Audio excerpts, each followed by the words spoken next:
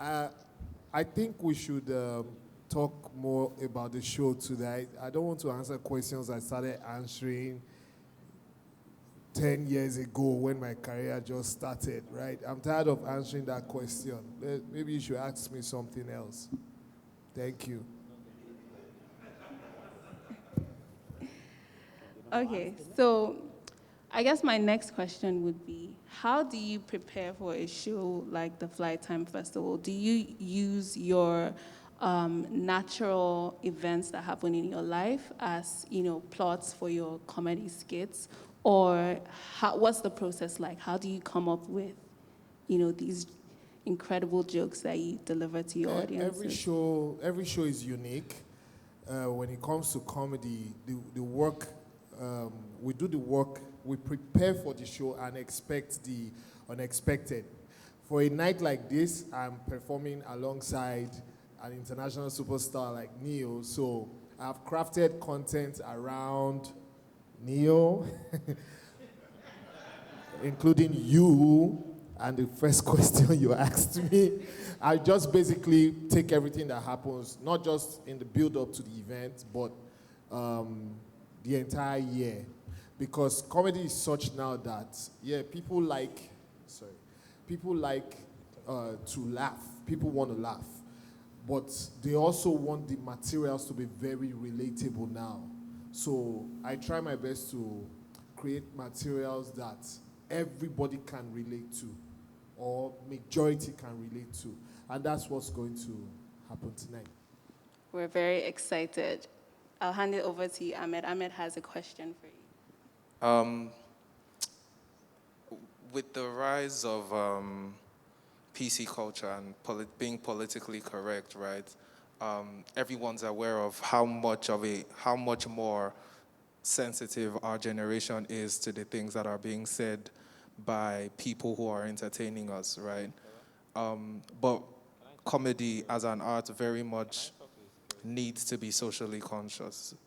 You need to speak on issues that people can relate to, issues people have experienced, right? But with a light tone and still pass that message. But then, we're very much a more sensitive generation than we were when your career started. So has that influenced your thought process in how you craft things? Are you a bit more careful, or do you go and address the points you need to address and say what you need to say because you feel it's the right thing to do for your craft? For me personally, I think comedy mirrors society. I want to go on stage and talk about what's happening in society, right?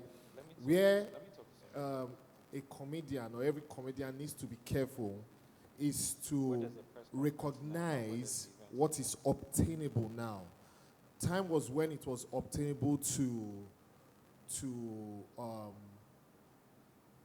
to crack jokes targeted at gay people, and to address them with certain terms that are not acceptable now. So when it comes to that aspect, yes, we obey those rules because we're dealing with human emotions here. But we try also to ensure that we don't lose comedy for what it's for, which is to generate laughs. Sometimes at the expense of people, not insults. It's a thin line between, teasing somebody and insulting somebody.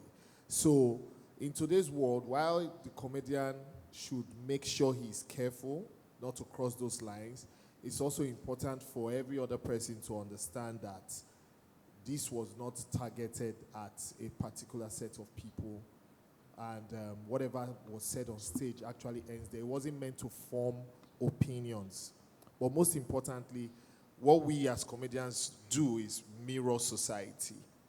So we're just basically coming to play what has happened in society in a funny way, not endorse or unendorse.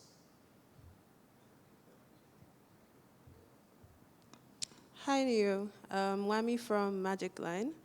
So I read recently that you said that you wish that you wrote Essence by Wizkid. I wanted to ask you what it is about the song that resonated with you. Was it the lyrics, the harmony, the instruments? Like, why do you wish that you made that? It's all of it. It's all everything that the song is. I love the story that's being told in the record. I love the lyrics. I love the melody. That's just one of those records that if it comes on right now, if it comes on 10 years from now, you're just gonna let it play because it just feels good. It's music that touches you here as opposed to music that you just listen to. You know what I mean? It's music you experience. And that's why I wish I wrote it, because that's what I thrive for with every song that I write, for an experience as opposed to just sound in your ear. You know, a car horn is sound in your ear. Anything could be sound in your ear, but something that you experience and feel, that's different. And that's what that song is. The first time I heard it, I was like, yeah, damn it, why didn't I think of that? Damn it. But I was happy for Wizkid and for Tems. Shout out to Tems, by the way, amazing artist. I was happy for them. I don't like Justin Bieber's version, but much love to Justin Bieber too. Love Justin, I just don't like his version of the song, but I love Justin. Anyway, sorry, next question. So you mentioned that for you, the song gave you an experience. Do you have any particular memory of that you can connect with listening to the song? I do. I have a few memories that I can connect to that song. None that I can talk about here without making people blush or getting in trouble. But yeah, my wife and I have made very memorable moments to that record. I'll leave it at that. Thank you. Hi, Neil. So you spoke about the African music and you spoke about the Wizkid song Essence. So looking at this, could we expect a collaboration with an African artist going forward? I would love to collaborate with some African artists. I haven't had the opportunity yet, but I would definitely love to. Wizkid is on the list, Tems is on the list, Burna Boy is on the list,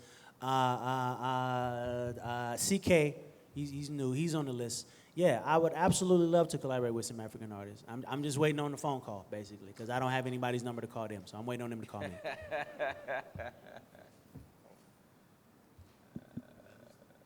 Thank you, guys.